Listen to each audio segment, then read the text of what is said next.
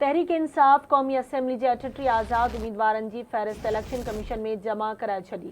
List सां गॾु इज़ाफ़ी दस्तावेज़ भी शामिल कया विया आहिनि। ज़रियनि मूजिब टिनि आज़ाद उम्मीदवारनि साहिबज़ादा महबूब, मुबीन आरिफ ऐं रियाज़ फ़तियाना हल्फ़ी बयान जमा न कराया। सुप्रीम कोर्ट हुकुम ॾिनो हो त मख़सूस सीटूं PTI खे ॾिनियूं वञनि। हिकु भेरो ॿीहर अवां खे अहम ख़बर खां आगाह करे रहिया आहियूं। तहरीक इंसाफ़ क़ौमी असेंबली जे 38 आज़ाद उम्मीदवारनि जी फ़हरिस्त इलेक्शन कमीशन में जमा कराए छॾी। लिस्ट सां गॾु इज़ाफ़ी दस्तावेज़ भी शामिल कया विया आहिनि। ज़रियनि मूजिब टिनि आज़ाद उम्मीदवारनि साहिबज़ादा महबूब, मुबीन आरिफ ऐं रियाज़ फ़तियाना हल्फ़ी बयान जमा न कराया। सुप्रीम कोर्ट हुकुम ॾिनो हो त मख़सूस सीटूं PTI खे ॾिनियूं वञनि।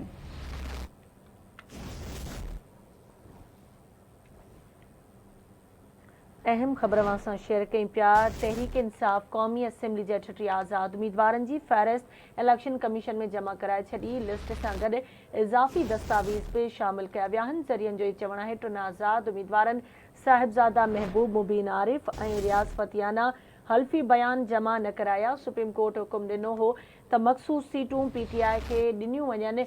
अहम ख़बर नाज़रीन अवां सां शेयर कयूं पिया। तहरीक इंसाफ़ क़ौमी असेंबली जे 38 आज़ाद उम्मीदवारनि जी फ़हरिस्त इलेक्शन कमीशन में जमा कराए छॾी आहे।